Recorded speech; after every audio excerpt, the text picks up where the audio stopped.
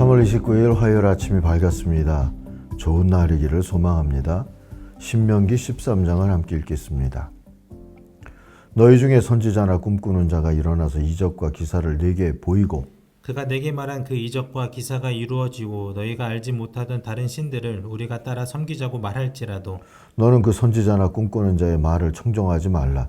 이는 너희의 하나님 여호와께서 너희가 마음을 다하고 뜻을 다하여 너희의 하나님 여호와를 사랑하는 여부를 알려하사 너희를 시험하심이니라. 너희는 너희의 하나님 여호와를 따르며 그를 경외하며 그의 명령을 지키며 그의 목소리를 청종하며 그를 섬기며 그를 의지하며 그런 선지자나 꿈꾸는 자는 죽이라.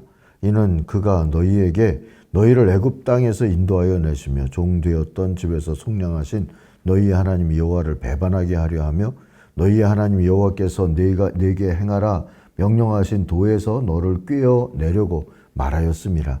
너는 이같이 하여 너희 중에서 악을 제할지니라. 내 어머니의 아들 곧 내 형제나 내 자녀나 내 품의 아내나 너와 생명을 함께하는 친구가 가만히 너를 꿰어 이르기를 너와 내 조상들이 알지 못하던 다른 신들 곧 내 사방을 둘러싸고 있는 민족 혹 내게서 가깝든지 내게서 멀든지 땅 이 끝에서 저 끝까지에 있는 민족의 신들을 우리가 가서 섬기자 할지라도 너는 그를 따르지 말며 듣지 말며 긍휼히 여기지 말며 애석히 여기지 말며 덮어 숨기지 말고 너는 용서 없이 그를 죽이되 죽일 때 내가 먼저 그에게 손을 대고 후에 뭇 백성이 손을 대라. 그는 애굽 땅 종 되었던 집에서 너를 인도하여 내신 내 하나님 여호와에게서 너를 꿰어 떠나게 하려 한 자이니 너는 돌로 쳐 죽이라.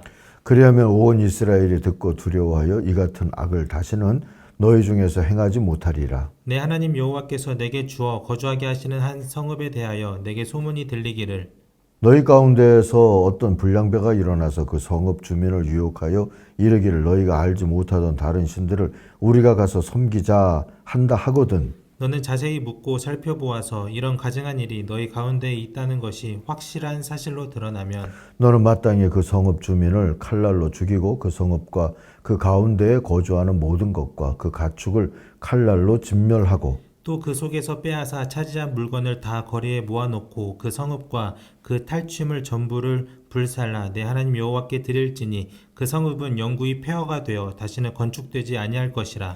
너는 이 진멸할 물건을 조금도 내 손에 대지 말라.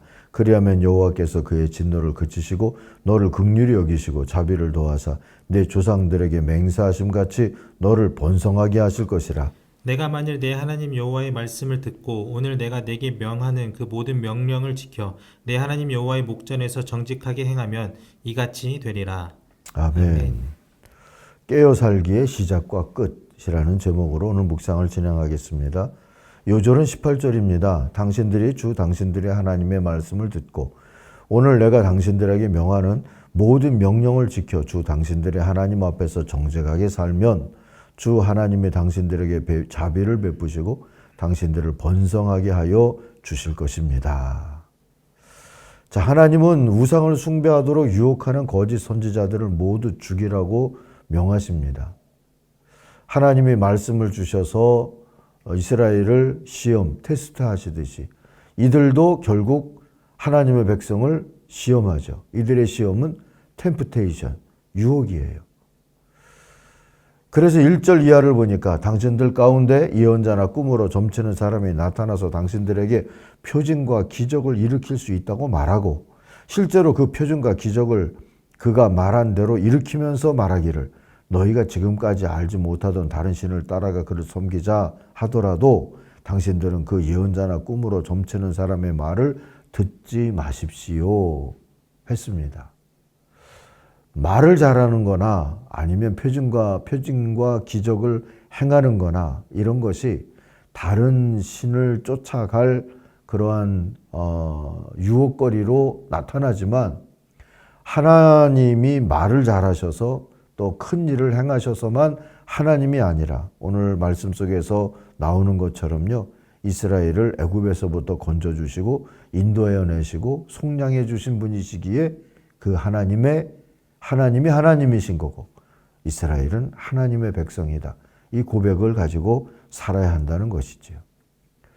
자, 그래서 주님이 주님의 백성을 어떤 면에서 보면 시험하는 기회가 이런 여러 다른 시험거리들 속에서 말씀을 분별하면서 들어야 하고 하나님을 분별하여 섬기는 그런 환경 속에 처하게 하시는 거다.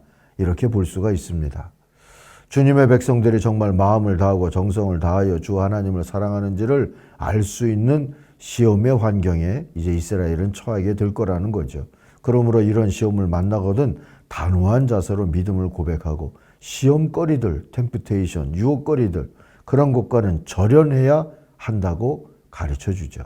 4절 이해합니다. 당신들은 주 당신들의 하나님만을 따르고 그분만을 경외하며 그분의 명령을 잘 지키며 그분의 말씀을 잘 들으십시오. 그분만을 섬기고 그분에게만 충성을 다하십시오. 5절입니다. 예언자나 꿈으로 점치는 자들의 실체를 알아야 한다고 하면서요. 그들의 실체가 뭡니까? 미혹하는 자들이라는 거예요. 템프테이션. 그렇게 이끄는 자들이라는 거죠. 그들은 애굽 땅에서 당신들을 인도해 내시고 그 종살이 하던 집에서 당신들을 속량하여 주신 주 당신들의 하나님을 배반하게 하며 주 당신들의 하나님이 가라고 명하신 길에서 당신들을 떠나게 하는 자들입니다. 그러므로 그런 자들은 죽여야 합니다 했어요. 그렇게 하여서 당신들은 당신들 가운데서 그런 악을 뿌리째 뽑아버려야 한다는 것이지요. 유혹하는 자들이 가까운 피부치라 해도 단호하게 제거해야 한다. 절연해야 한다. 하고도 말씀해 주십니다. 6절 이하입니다. 당신들의 동복 형제나 아들이나 딸이나 또 당신들의 품에 안기는 아내나 당신들이 목숨처럼 아끼는 친구 가운데 누구든지 당신들에게 은밀히 말하기를 우리와 우리 조상이 일찍이 알지 못하던 신들에게 가서 그 신들을 섬기자 하고 꾀거나 우리가 가서 땅의 이 끝에서 저 끝까지 사방 원근 각처에 있는 민족들의 신을 섬기자 하더라도 그 말에 귀를 기울이지 말고 듣지도 말고 그런 사람들을 불쌍하게 여기지도 말고 가엾게도 여기지도 말고 덮어서 숨겨줄 생각도 하지 말라 하셨어요. 그럼 어떻게 해요? 반드시 죽여야 합니다. 그게 9절이죠. 증인이 맨 먼저 돌로 치고 그 다음에 모든 백성이 뒤따라 돌로 치게 하십시오 했습니다. 그리고 나서 10절이 말해주듯이 그런 자는 피부칠하기보다 이스라엘 자손을 애굽 땅 종살이하던 집에서 건져낸 내주신 주 하나님으로부터 떠나도록 유혹하는 간자에 불과한 존재다. 그렇게 봐야 한다는 것이지요. 하나님의 백성이라는 것은 그래서 누구의 아비, 누구의 아들, 누구의 남편, 누구의 아내라고 하는 우리가 세상에서 갖게 된 그런 피부치의 관계보다 앞서는 그런 영혼의 가치로 우리가 생각해야 하는 정체성이다 하는 것을 기억해야 한다는 겁니다. 또한 이스라엘이 정착한 성읍일지라도 이스라엘 사람들이 주도하고 있는 성읍일지라도 그 얘기입니다.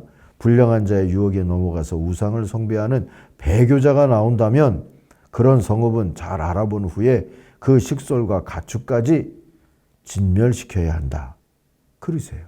13절 이해합니다. 당신들 가운데 불량한 사람들이 나타나서 그 성읍의 주민을 유혹하기를 가서 다른 신들을 섬기자 하면서 당신들이 알지 못하던 신을 섬기게 하여 주민들로 배교자가 되게 하면 당신들은 그 일을 자세히 조사하고 잘 알아보아서 이것도 중요하겠죠. 자세히 조사하고 잘 알아보아서 당신들 안에서 그런 역겨운 일이 있었다는 것이 사실로 드러나면 당신들은 그 성읍에 사는 주민을 칼로 쳐서 모두 죽이고 그 안에 있는 모든 것과 집짐승도 칼로 쳐서 죽이십시오. 같은 이스라엘 동족 사회 속에서도 이렇게 해야 된다는 거라고 깨우쳐 주죠. 자, 하나님의 언약 공동체인 이스라엘의 정체성을 위협하고 파괴하는 우상 숭배를 척결하려는 하나님의 의지가 이처럼 추상 같고 단호했다는 것을 우리들이 좀 기억하면서 옷깃을 여밀 필요가 있습니다. 어느 시대든 천세 얼굴로 성도를 유혹하며 넘어뜨리는 무리가 있죠. 특별히 결핍을 채우는 수단으로 신앙과 예배를 왜곡시키려는 자들이 있습니다. 특히 그리스도 예수의 성육신이나 십자가와 부활의 은총을 제쳐두고 다른 신비한 능력이나 사이비 예언으로 거짓 약속을 남발하는 그런 짓을 하는 자들도 있어요. 경계해야 합니다. 오직 주님의 말씀을 겸손히 바르게 듣고 주님 앞에서 정직하게 살아야 하는 것이지요. 18절입니다. 당신들이 주 당신들의 하나님의 말씀을 듣고 오늘 내가 당신들에게 명하는 모든 명령을 지켜 주 당신들의 하나님 앞에서 정직하게 살면 주 하나님이 당신들에게 자비를 베푸시고 당신들을 번성하게 하여 주실 것입니다. 자, 하나님 앞에서 이렇게 하나님의 백성으로 잘 살면 또 다른 약속도 있다는 것을 기억하십시다. 하나님의 자비를 만나고 하나님의 번성케 하시는 복도 만날 수 있다는 그 약속 말입니다. 이 약속과 함께 여전히 이스라엘이 접하였던 유혹이 우리 안에도 있죠. 그리고 넘어지지 않는 기질을 가진 자가 따로 있는 게 아니라는 것을 기억하십시다. 그러니 여러분 깨어 살아야겠죠. 깨어 사는 게 성도의 예배와 정결, 그 알파와 오메가라는 것, 그걸 늘 기억하시고 하나님 앞에서 하나님의 말씀을 앞에서 늘 깨어 있기를 소망하며 또 그렇게 살도록 성령님 도와달라고 기도하는 아침 되기를 바랍니다. 기도하십시다. 하나님 아버지, 오늘도 또 우리들의 남은 날들도 말씀과 기도로 깨어 살기를 원합니다. 특별히 우리 다음 세대, 젊은 세대들이 하나님의 말씀을 인도자로 여기며 살 수 있도록 하나님 도우시고 인도하여 주옵소서. 주님 붙들어 주시옵소서. 예수님 이름으로 기도하옵나이다. 아멘. 하늘에 계신 우리 아버지, 아버지의 이름을 거룩하게 하시며 아버지의 나라가 오게 하시며 아버지의 뜻이 하늘에서와 같이 땅에서도 이루어지게 하소서.